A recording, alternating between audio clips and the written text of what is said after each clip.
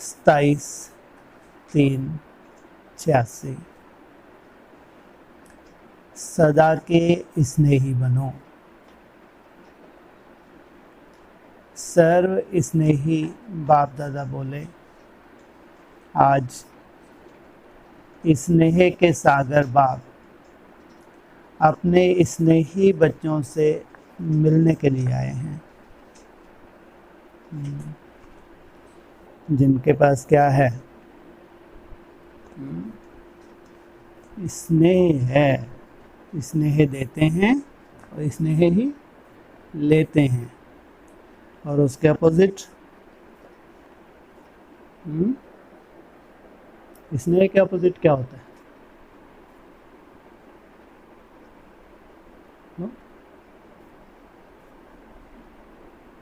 कुछ नहीं होता। एक तरफ स्नेह है तो दूसरी तरफ है जी नफरत कह लो, द्वेष कह लो, नहीं कह सकते। उनसे मिलने नहीं आए। देवता धर्म वाले सदा ही क्या होते हैं? स्नेही। परीक्षाओं के बीच में स्नेही होना होता है। ऐसे नहीं, ऐसे तो शुभ भावना रहती ही है, लेकिन जब बड़े से बड़ा पेपर हो जाए, बड़े से बड़ा पेपर कौन लेते हैं? माया कौन से धर्म की है? हाँ, ये है सबसे ज़्यादा दुखदायी। भारतवासियों के लिए बोला ना, सबसे ज़्यादा भारतवासियों को नुकसान पहुंचाने वाले कौन? तुम्हारे साथ ही मरेंगे। हाँ? यह रूहानी स्नेह हर बच्चे को सहज योगी बना देता है। अगर स्नेही हैं तो बाप क्या कर देता है?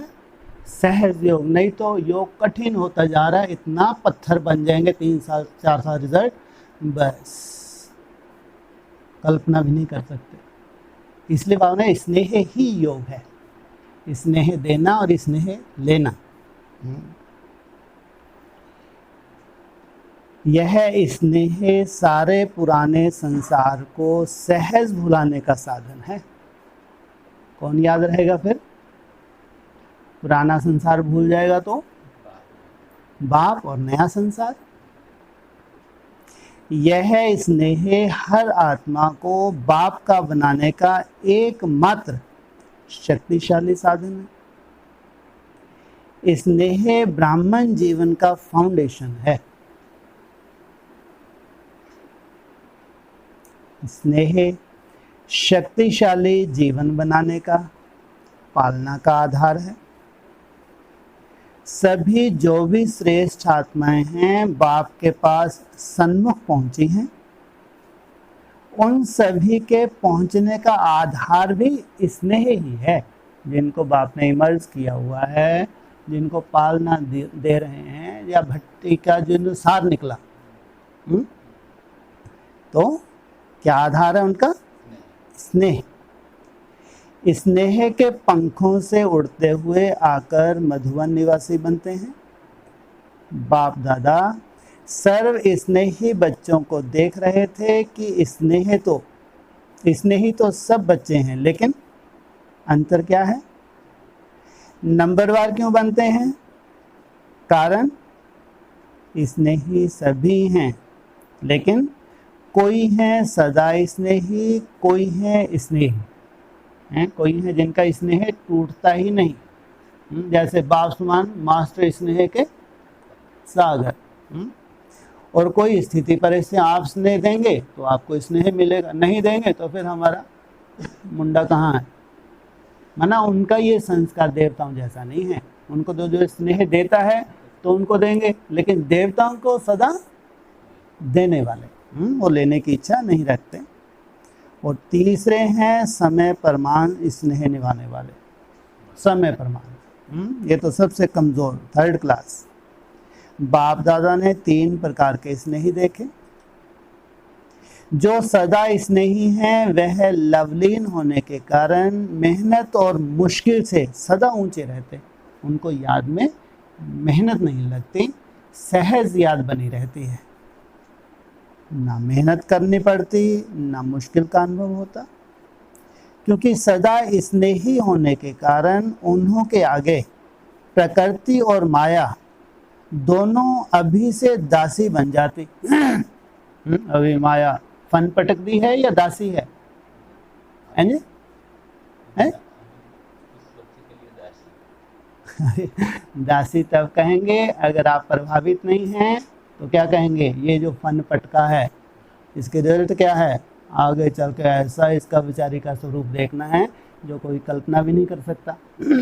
तो अभी फन पटक दी, नहीं पटकती? नहीं पटकती। सबको मुखड़ा दिखाते नहीं दिखाते? नहीं दिखाते, दिखाती है।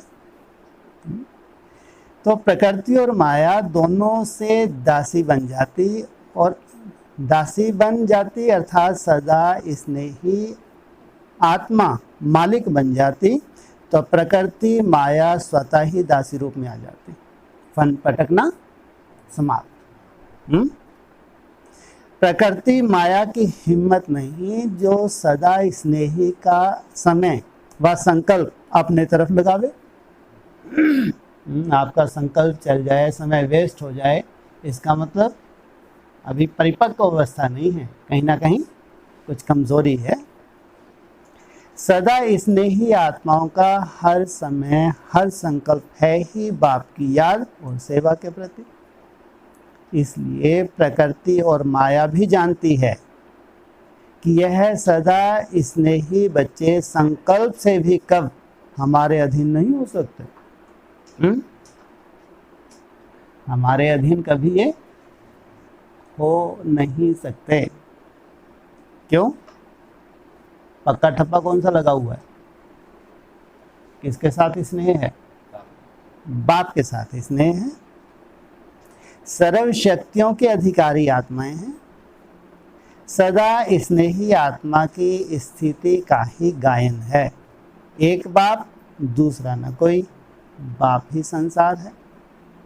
दूसरा नंबर स्नेही आत्माएं स्नेह में रहती ज़रूर हैं, लेकिन सदा ना होने के कारण कभी कभी मन के संकल्प द्वारा भी कहाँ और तरफ स्नेह जाता है। बहुत थोड़ा बीच बीच में स्वयं को परिवर्तन करने के कारण कभी मेहनत का कभी मुश्किल का अनुभव करते, लेकिन बहुत थोड़ा।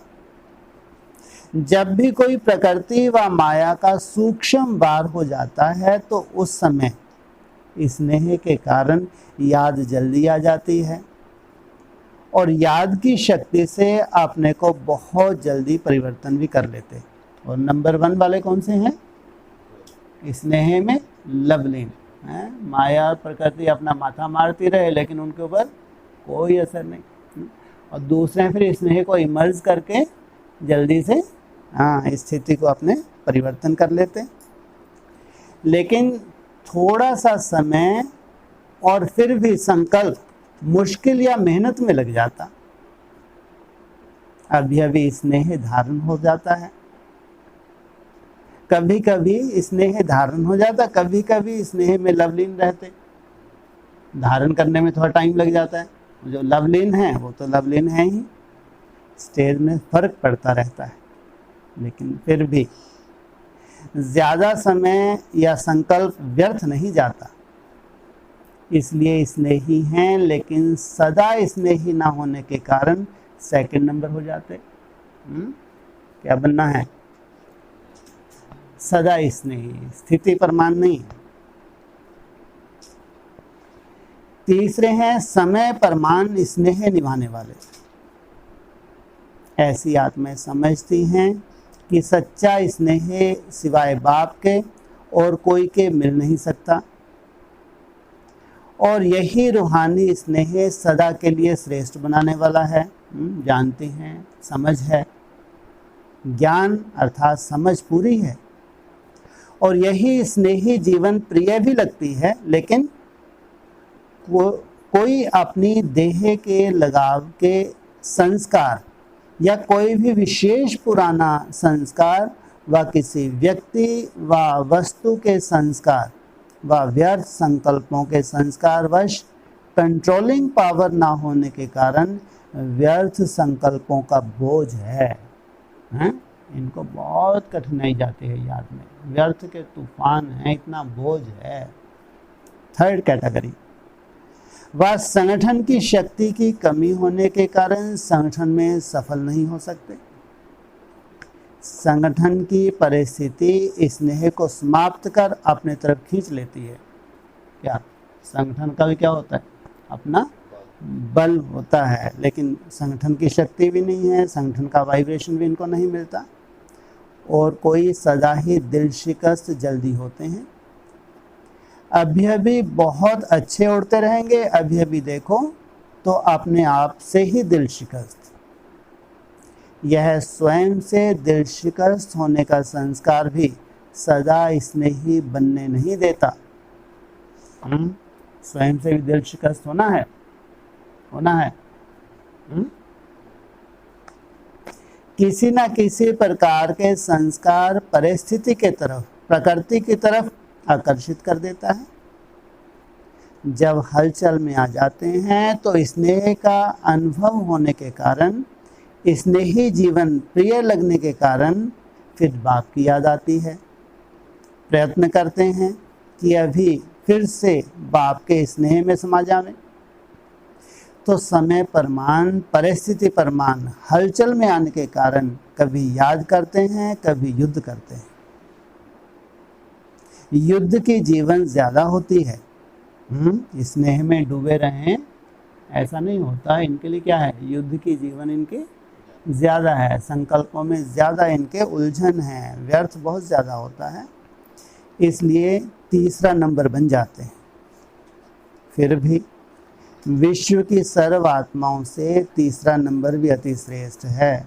थर्ड नंबर पुरुषार्थी, लेकिन हाँ, जो विश्व है, जो एकदम तामसी बन गया है, उनसे तो अच्छे हैं, क्योंकि बाप को पहचाना है, बाप के बने हैं, ब्राह्मण परिवार के बने, ऊंच से ऊंची ब्राह्मण आत्माएं ब्रह्मा कुमार कुमारी कहलाते।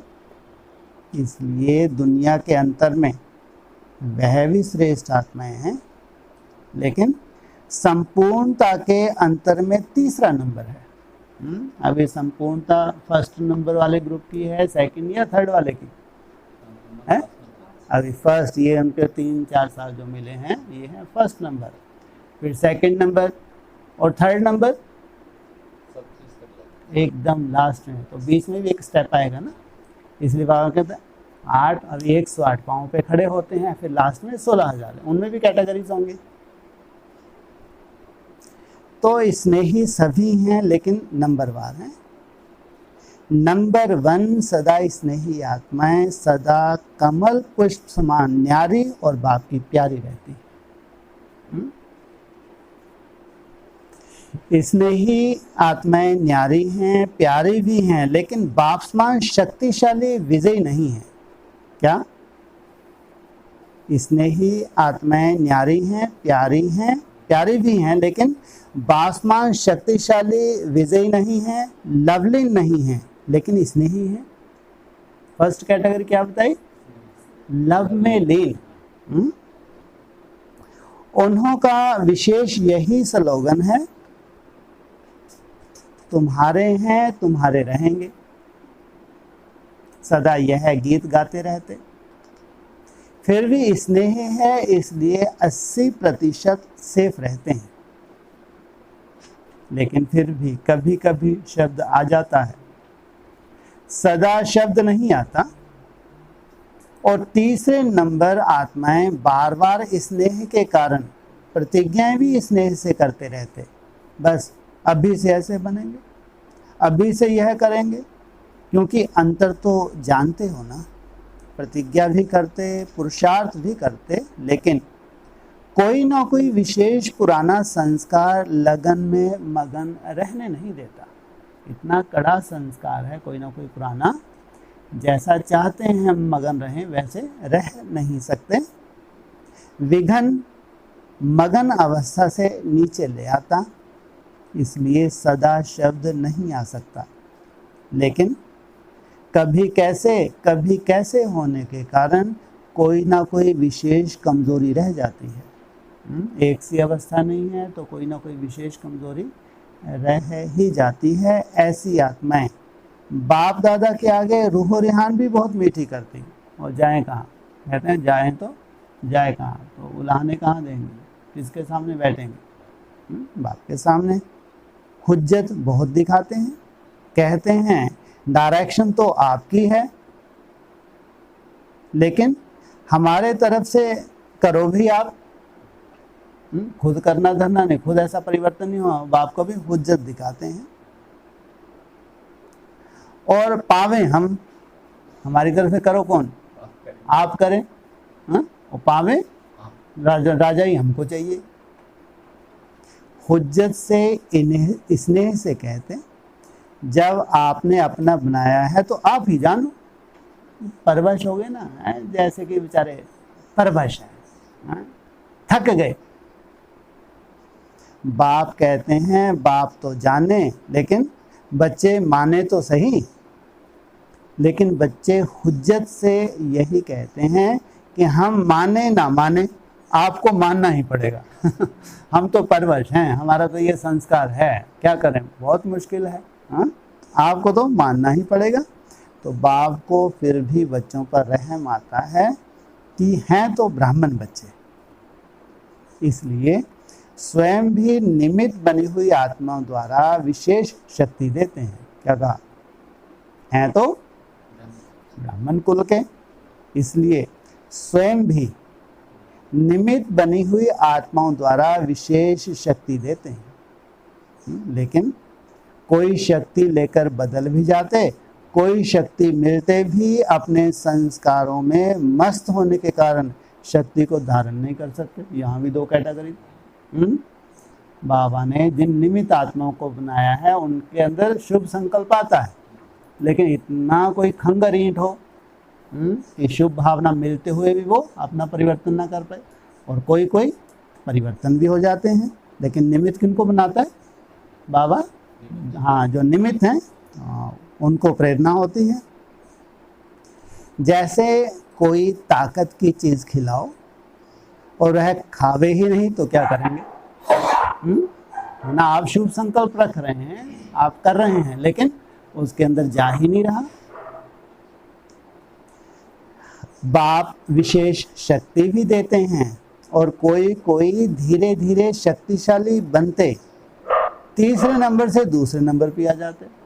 कंपटीशन नहीं है, कोई कोई थे कहाँ, बाबा देख रहा है, तीसरे नंबर पे भट्टी की, इस भट्टी में कहाँ आ गए, एकदम निरहंकारी बहुत। और भट्टी में तो वैसे उनको भूख भी नहीं लगी, जब भूख नहीं लगी फिर आगे प्रयोग किया, आज तक भी प्रयोग किया होगा, तो अभी उनको बहुत हल्कापन लग रहा है। ऐसी उम्मीद ही नहीं थी कि भट्टी बहुत अच्छी सफल होगी, लेकिन इतनी सुंदर भट्टी हुई।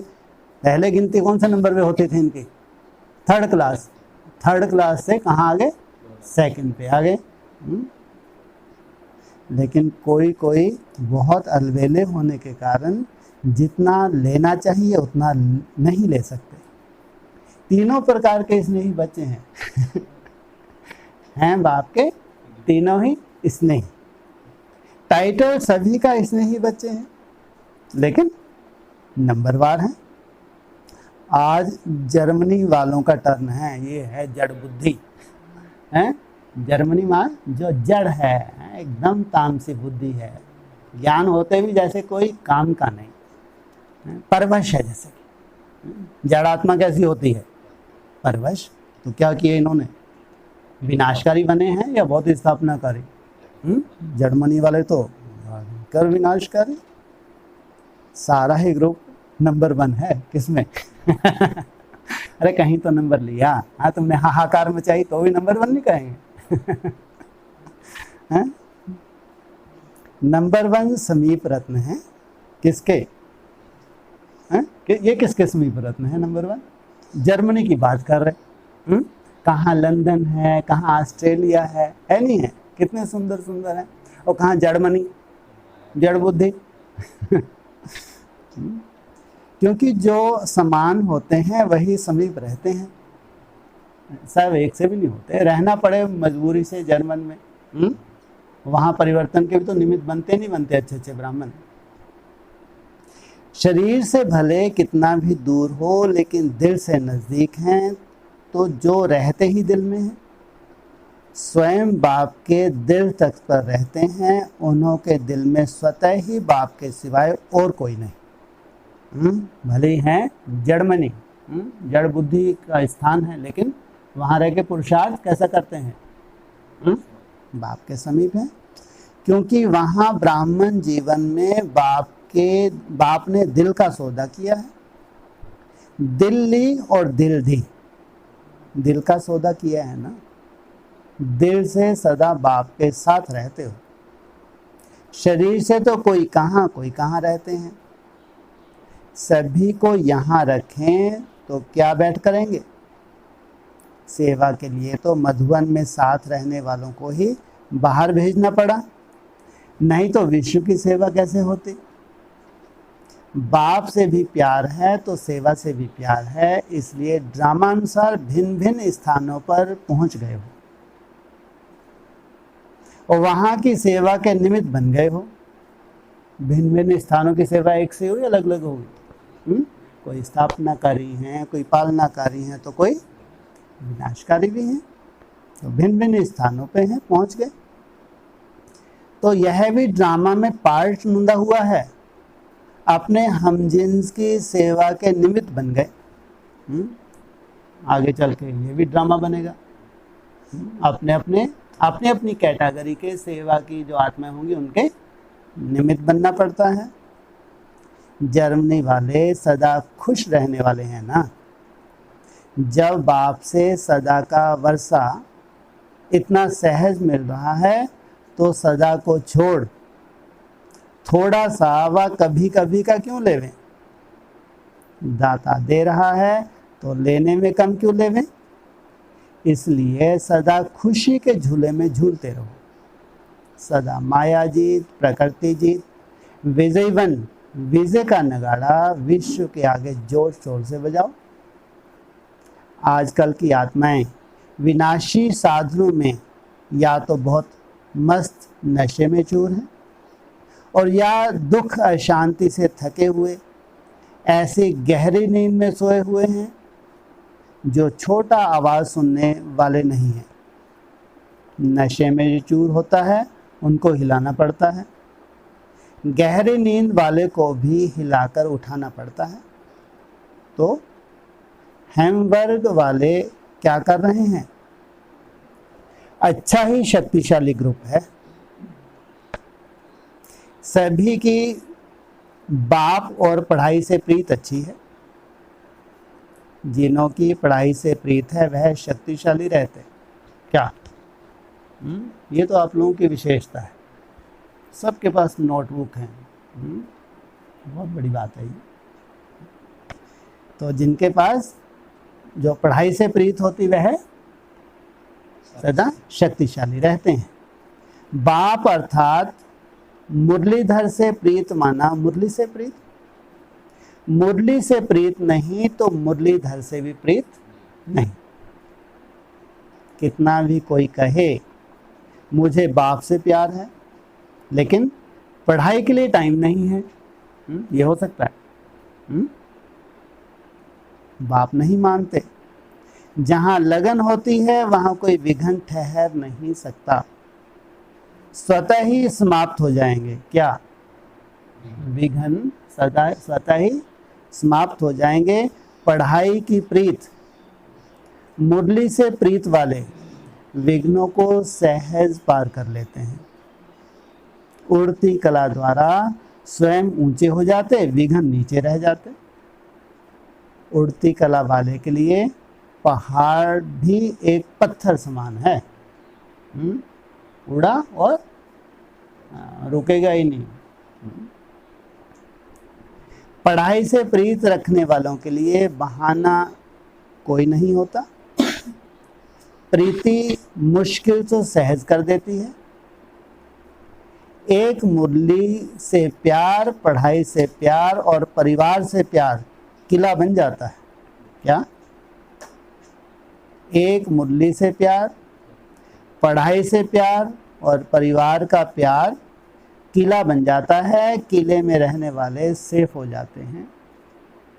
इस ग्रुप को यह दोनों विशेषताएं आगे बढ़ा रही हैं और पढ़ाई परिवार के प्यार के कारण एक दो को प्यार के प्रभाव से समीप बना देते हैं। और फिर निमित्त आत्मा, कोई पुष्पाल होगी भी प्यार वाली मिली है, कोई निमित्त वहाँ बहन होगी। स्नेह भाषा को भी नहीं देखता, स्नेह की भाषा सभी आत्माओं से श्रेष्ठ है। सभी उनको याद कर रहे हैं, बाप दादा को भी याद है, अच्छा ही प्रत्यक्ष प्रमाण देख रहे हैं, सेवा की वृद्धि हो रही है। जितना वृद्धि करते रहेंगे उतना महान पुण्य आत्मा बनने का फल, सर्व की आशीर्वाद प्राप्त होती रहेगी। पुण्य आत्मा ही पूज्य आत्मा बनती है। अभी पुण्य आत्मा नहीं तो भविष्य में पूज्य आत्मा नहीं बन सकते। पुण्य आत्मा बनना भी जरूरी है, तो उनसे कभी कोई पाप होगा? इसलिए ओम शांति।